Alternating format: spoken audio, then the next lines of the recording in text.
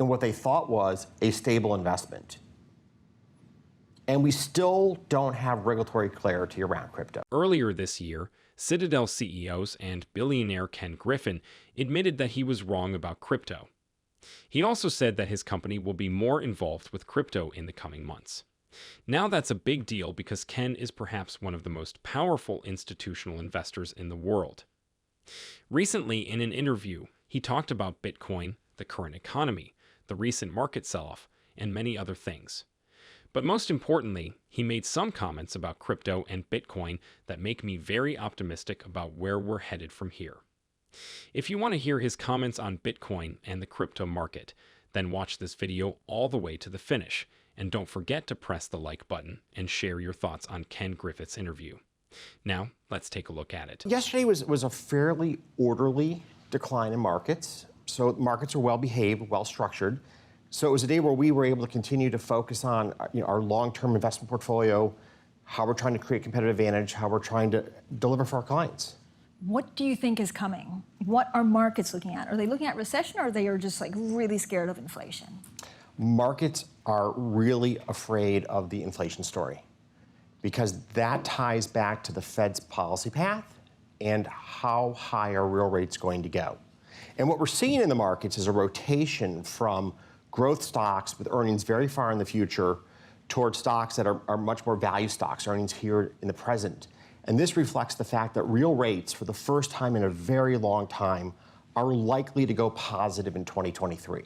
And that freaks out the markets. It changes valuations. It just completely rewrites the valuation playbook, which has been one of people really able to invest in growth because earnings in the far, far future still had a very high net present value. Is a recession now inevitable?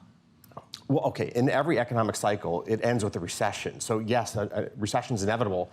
The question is when, timing-wise. And we don't think a recession is likely over the course of the next, let's call it 4 quarters for sake of the argument. And then what happens after 4 quarters? To put the sort of, finger on when a recession is going to occur has been a failing endeavor of every policymaker for the last roughly 50 years. We don't know what causes recessions to start. We know the ingredients that create the kindling wood that allows recession to happen, but what actually is the tipping point's often unknown.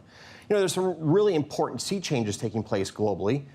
China's zero COVID policy continues to put real impact on supply chains, which is incredibly pro-inflationary. That creates more of an impetus for the Fed to have more aggressive policy decisions, which could cause a recession. The war in the Ukraine, of course, is creating chaos in the energy markets in addition to the horrific humanitarian crisis. And the war in the Ukraine, if it were to take a market turn for the worse in terms of Russia's willingness to engage in acts that are beyond comprehension, that, of course, could be a tipping point into a recession. Again, low probability, but very high severity. So we don't know what will be the tipping point. Generally speaking, recessions come from companies that pursued growth initiatives with frankly, pretty poor prospects. They overexpand into areas outside their core competency. Mm-hmm. Earnings start to dissipate. The economy starts to wobble. Mm-hmm. Higher interest rates, for example, housing market slows down would be an impetus. And then they start to reduce the size of their workforce to cut costs to try to navigate through that more difficult period of time. Your take on crypto?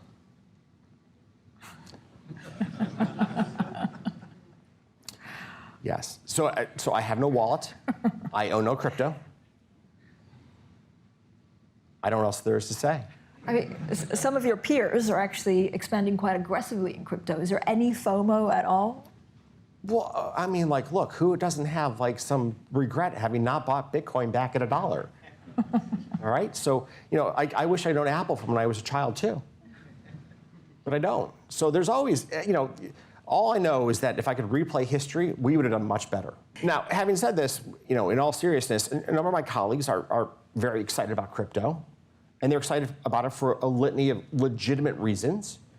You'll see Citadel Securities start to make markets in cryptocurrencies. I think in doing so, you'll see another very responsible participant in the market that creates liquidity. I do think that the Terra Luna just catastrophe should be a wake-up call to DC to actually focus on thoughtful regulation. And in particular, stablecoin, by virtue of its name, almost demands being appropriately regulated. Bloomberg's done some phenomenal work on Tether. What's behind Tether? The fact that we don't know is utterly absurd. So if you're going to represent that you have a stable coin that's worth $1, you better damn well be able to back it up with custody accounts that show you the assets that define that stability. And the Terra Luna fiasco, I mean, you saw people lose their entire life savings in 2 days. But do you think was it almost like a run on the bank? Is it the beginning of the end, or will we see more regulation? I'd like to see thoughtful regulation. I'd like to see the SEC really carve out their view on what is a security, what isn't a security. The market, I think, after all these years, deserves certainty in that dimension. And then just as we have daily disclosures of the ETF holdings, we should have periodic disclosure of what backs the stable coins so that people know if their money's safe or not. Ken, talk to me about Melvin Capital. So it's giving up and shutting down. Did the founder speak to you before? I did not speak to Gabe in the last couple of weeks. Was it the right thing to do, though, to shut it down? Look, this is Gabe's business. It's Gabe's personal decision. I'm not going to second guess his choice in life. But what does it mean for hedge funds in general? Are we going to see more episodes of some of these retail investors? Well, I mean, the average hedge fund lives for about 3 years. So several hundred shut down a year, and the world goes on. Gabe was certainly an iconic investor over his career. Over his career, he did an incredible job for his investors. Kudos to him. We all react to adversity in different ways. He went through a really tough run. He chose a decision that worked for him. What's the overall thinking on these retail investors, though? Are they back? Was it a black swan? Is it something? You mean the whole sort of meme stock phenomenon that got Gabe in trouble in GameStop last year? Yeah. It's probably a moment in time. Replay the history. You've got this enormous stimulus program from the federal government, sending checks to tens of millions of American households. And a fair number of those households did not need the cash. They put it into the stock market. And people were looking for connection. They were looking for something to be involved in.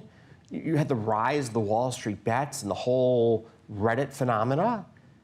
And I don't want to say our stock market devolved into entertainment, but there was certainly an entertainment dimension that came into play with money that was in some sense just dropped out of the skies into people's wallets. And they took a run at the stock market and GameStop and AMC and dozens of other meme stocks. I'd like to think it was a moment in time. I'd like to think that's the case. It's not how capital formation works best. And frankly, a lot of it came from a place that I don't think it was very healthy, which is like, let's try to take a firm like Melvin and put them into bankruptcy. Like, great. So you basically help wipe out the pension plans of teachers. You feel good about that? It's not Gabe's money that you're taking down. You're taking down the money of a pension plan that belongs to a teacher. So I don't think it wasn't a very good moment in American capital markets history. But I think you have to replay history and go, where were we as a country? And people were locked up in their basements, kind of losing their minds. So it's a COVID phenomenon. It's a COVID phenomenon. Ken, talk to me about regulation. Is there any part of the regulation that the SEC is going through that you think is a good idea? Well, I'd love to see Gary Gensler pivot from talking about regulating cryptocurrency to actually giving regulatory clarity. I mean, from my perspective, that has been the giant regulatory failure of the last 2 years. We've seen $1 trillion change dollars wiped out of value in the crypto space. We saw the Terra Luna disaster just like hit right at people's pocketbooks in what they thought was a stable investment. And we still don't have regulatory clarity around crypto. So number one is the SEC has got to address this issue. And whether it's them on their own or in partnership with the CFTC, the markets need more clarity in crypto. And with more clarity in crypto, you're going to see more of the tier one firms able to provide liquidity, able to provide research, able to help enhance price discovery. That will help the market mature into whatever it's going to become. But you want your tier one firms to help make that maturation process happen. That comes with regulatory clarity.